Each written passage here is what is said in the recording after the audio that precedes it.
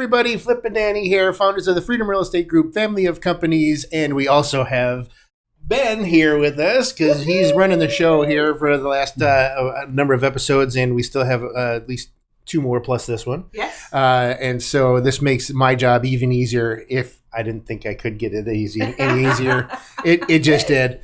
But welcome to another episode. And our podcast is called Freedom Through Passive Income. You thought I was going to forget, didn't you? And again, we're towards the end of July. My birthday is tomorrow. Yes, it is. And this is second to last day of Fun Shirt Flippy. And this, if you're not watching, you're missing I call this one my old man shirt because it's got Corvettes all over it. This is the you can see the old man with the black socks and the sandals. That's this shirt right here. It's one of my faves. And you drove the Corvette into it. I did. Yes. Of course, I had to. It's requirement. When wearing the Corvette shirt, you must drive the Corvette. That's how it goes. And next week, I'll be getting my Ferrari shirt. Like I said that in there? No? A boy can dream. A boy can dream. Right. But welcome to another episode. This episode is entitled Specific Fee Questions for Self-Directed IRAs. Also known as the meat and the taters. The taters? The taters. Meat and the taters. You're a goofball. But here you go. Yeah, so just a reminder, Ben is here with our investor relations team. We have actually known him for years. He's a good friend of ours. We worked on cruise ships together. So when you jump on the phone with him, because we're going to have his contact information below because he's super, super wise. He teaches us stuff all the time. But when you jump on the phone with him, don't ask him any cruise ship stories. Oh, no. It's just a no. Yeah. We're talking investment, money, finances, no cruise ships. Yeah. Between the years of 1996 and 2004, those did not exist. But anyways, we have known Ben for a very long time, and he does really do. He teaches us stuff all the time. I get emails from him, and I'm like, whoa, mark that unread. I'm going to have to read that like 3 more times. But it's really fantastic to have him here because he went through this process, and we've been talking about wanting to have a series of episodes about, self-directed IRAs and how to use them and how to benefit from them. And Ben came in and saved the day with all the information. So, Ben, we're going to let you take it over yet again. All right. So we're going to talk some taters today. See, I told you. The meat and taters. And now, again, for context, if time is more important to you than money and the actual fees that we're going to discuss, these specific fees are not so important to you, the big takeaway from this podcast is make sure to ask your IRA custodian if you can use non-IRA monies to be able to pay for the fees. So if you're like, hey, just whatever the fees are, just take care of me, but can I use my credit card with my personal money to pay for this? That'll preserve your IRA monies. And IRA monies are like gold. Would you agree with that? Yes, 100%. Absolutely. I had good friends of ours that she had about $90,000. They had a lot of money, a good amount of money, and she had $90,000 in her traditional IRA. She wanted to help her daughter buy a house, which is a wonderful thing for a mother to do. Well, she took her $90,000 of IRA money and just used it on house money. It's like, wow, wait a minute. This is like worth a lot of tax savings for you, which her husband's very much attuned to tax savings. So it's just, again, for those of you that are not concerned about the fees, just pay for it with non-IRA monies if you're allowed to. And if not, consider looking at another IRA custodian that will allow you to be able to do that. All right, let's talk about the meat and taters here. There you go. For specific fees. The first thing to remember, the first great takeaway is almost every fee that an IRA custodian will charge you is negotiable. Negotiable. So it never hurts to ask them, hey, can we waive this fee? Can we do it? And a good example of that is the administration fee. They will oftentimes most of them will say, hey, we have an administration fee for you to set up your account. You say, fantastic, listen, I like all the things you're telling me. I want to become one of your clients. Can you waive this administration fee? Sometimes they'll say, yeah, if you, and they might use that in negotiation. Well, yes, if you get started today, great. Send me the form, waive the fee. So usually they have the ability, the salesperson you talk to has the ability to waive the fee. That right there is worth $50 to $100. Mm-hmm. Wow. So yeah, that's like, and with that $50 to $100, you can buy a lot of swag. Yep. Yeah. That's right. Yes, you can. So administration fee, that's usually what they'll charge you to open the account. That's usually negotiable. They just make that up, and it's something to just help them with their office and getting their initial paperwork going. Another fee to ask them about is their annual service fee. Now, this can, for a one-size-fits-all type of project, type of fee. In last podcast, we talked about you have two basic types of fees. One is a one-size-fits-all, which will cover most of your fees with just one annual fee. And then you have the a la carte type of fee structure, in which they'll charge you for each individual activity that they do for you. Well, their annual service fee, you want to find out what that is, and just ask them. For most one-size-fits-all companies, it'll be somewhere from $275 to $95 to $350. Some of them will go up to $450, and they'll say, hey, listen, if you pay $450, it is going to be a one-size-fits-all. You move money in and out. We're not going to charge you for that. So a lot of the $275 to $295 annual fees, they'll still probably charge you a money movement fee, and we'll talk about that next. So just when you ask them what their annual fee is, the next question is, what does that fee not cover? And then they'll say, well, if you do this, if you move some money, if you do this thing over here, you open up a new investment, they'll tell you what it doesn't cover. That's important information for you to know. You want to ask them if there's a fee for you to move money in and out of your account or within your account. So they may charge you every time that you make a contribution to your self-directed IRA, they're going to charge you $95 or $50. It's usually within that range, that $50 to $95 range. Sometimes they'll charge you to move money from your self-directed IRA account into your investment. So for instance, if you invest in a debt fund or one of the new funds that we're setting up right now, they will say, okay, the money's sitting there in your self-directed IRA account, and now you're saying you want to move, let's say, $50,000 into open up your your debt fund. We're going to charge you a money movement fee for that.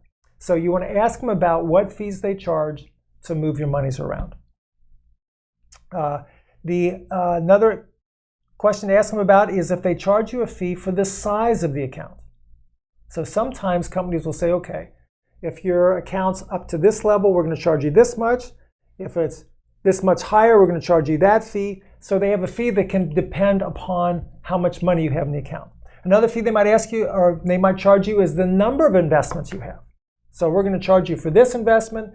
Okay, so if you have private money lending, okay, this is one investment, we're going to charge you for that.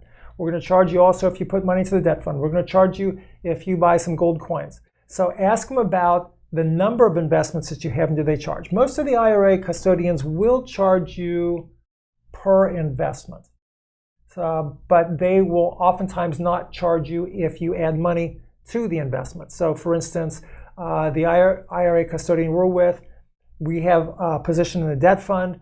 When we take our annual IRA contributions, we can add that to that debt fund investment that we've already set up. They will not charge us extra money to move the fees in. So because that one investment they charge us the annual fee for covers that. So you want to ask these specific questions just so that you're not surprised by the fees for that. They also, another question to ask is termination fee. When you decide to close your account, how much will they charge you to close the account? Usually that's $200 to $300 that they'll charge you for that. Most companies charge that. Now, once you ask these fee questions, and we'll end with this, is questions to ask about the company itself. Now, yes. What are some questions that you would ask your self-directed IRA company? What are some things you'd be curious about? I want to know how long they've been in business. Oh, how long? And what always steal my questions. And what does that indicate to you? If you weather the storm, if they've been around for a long time, then they've weathered the storm. They've proven themselves. Okay, exactly. So they have longevity, and that's important. Longevity. You want to help the company with that. Is there any other questions that come to mind when you think of questions you would want to know about your IRA custodian company? I mean, the fees were a big thing for me because I was really glad that after talking about these episodes that you decided to do fees as a separate episode, because I didn't know that was negotiable. So I'm just going to throw that out there. I was like, what? Those fees are negotiable? Yeah. I'm the type of person who goes, yes, yes, yes. Okay, I'll sign up. Go. We're going to charge $1,000. Okay. Right. So all of that. But as far as the custodian itself, I would probably be looking at their reviews. I want to know like their history, longevity in the company, and then what are other people saying about them, and probably assets in our management. That's a really good insight to know what other users' experience are with it. So for instance, a question you can ask about fees is how often have they raised fees? And some of the companies will say, hey, we've been in business for 20 years. We've raised fees once. Nice. So How long has the company been in existence? A good question is, how much do they have in assets under management? And this is usually, if you're $1 billion or above, you're starting to get into a company that's getting into some major funds with that. But that just shows how effective they are as a company in being able to reach out and find new clients. It can indicate how many clients trust them. So length of the company, number of assets, how often have they raised fees? We had a company we just switched from this past year that not only it wasn't that they raised fees, it's that they changed their fee structure. So they went from a one-size-fits-all into a la carte. And we're like, whoa, wait a minute. Our whole assumption of doing business with you was one-size-fits-all type of pricing fees. So that's another thing you talk about when you talk about reviews, and this is what we'll close with here, is customer service. What type of customer service were they going to give you? Now, there's several indicators that you can get right away. One is, how quickly did they pick up the phone? Yes. Yeah. That would be very important to me. Some companies you call and it goes straight into this automated voice system. Okay, here's your options, blah, blah, blah. Then you punch the option you want, and then it rings several times, and they say, can we, just hang on a second, we'll be with you in a second. And you're 2 or 3 minutes before you even talk to somebody, before they say, no, you've got the wrong department, you need to talk to so-and-so over here. So if they pick up right away, that's huge. Yeah. That's a good indicator that they're probably going to be a very responsive company to you. Are they friendly when they pick up the phone? Or do they sound like you've interrupted something that they're doing? Hello.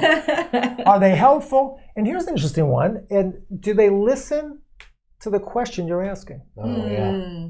Sometimes people in customer service, and it's true for all of us at certain times, you'll hear a key word, and it's like punch in a playlist on your iPhone, and suddenly the song just starts coming out of them, and it's like, no, wait, you're in the right arena, but my question's over here. Yes. So do they really listen to your questions about what you want to do? And particularly when we're talking about things like the 506B fund, and you say, okay, I want to open up this IRA custodian, I want to work with you because I want to invest in this 506B fund. Are they really going to listen to what type of investment that you want to do? Another indication is, as we talked about with the fee structure, are they going to try to nickel and dime you? For every move, are they going to charge you? For some of you, that might be fine. If you like the company, you like the level of service. But for others, it's like, hey, look, just charge me one fee. I don't want to worry about nickel and diming and figuring out what the fees are. So you decide on that. And the final consideration is, do they offer ongoing education? Now, for instance, Freedom Companies, we offer a lot of ongoing education on the single family side, as far as the multifamily side with Freedom Capital Investments. Well, a lot of IRA custodians have regular weekly type of education to keep you as one of their clients up to speed on the various options of what their services are for you. So those are things to consider, not only about the fee questions, the specific fee questions, but also about the company itself that will help you decide which IRA custodian is a great fit for you. Wow. This is one of my favorite episodes. I just have to say that. Mic drop. Thank you, Ben. Don't drop the mic. Don't drop the mic. We only have 2. Yeah. And what's funny is, you talk about the questions to ask the company and how many people, and I'm looking at you out there, and if you're not watching, I'm pointing at you. When you go to buy something on Amazon, do you look at the reviews? I mean, I bought something for my mom last week for her 87th birthday. Woo! And I was like, well, let me read the reviews. Yeah. And it was a $20 item or whatever. And I spent, 20 minutes reading those reviews. And this is the same thing. You want to see the reviews of these companies, to see if they have and they do what they say they're going to do, because typically the reviews are from other customers and how they were serviced. But lastly, I'll leave you on this, is that every time I hear somebody say IRA custodian, I just think of this guy in a jumper with a big key ring, and he's sweeping the floor, On that note, make sure you're heading over to our website, freedomcapitalinvestments.com, and make sure you're joining our investor club. I don't even know why people even listen to me anymore. Oh my gosh. Thank goodness you're on this. We're on all the social medias, and we hope that you're enjoying these episodes. But we like to end each and every episode with Invest smart. Live happy. Bye, everybody. Nothing on this show should be considered specific, personal, or professional advice. Please consult an appropriate tax, legal, real estate, financial, or business professional for individualized advice. Opinions and information on this show are not guaranteed. All investment strategies have the potential for profit or loss.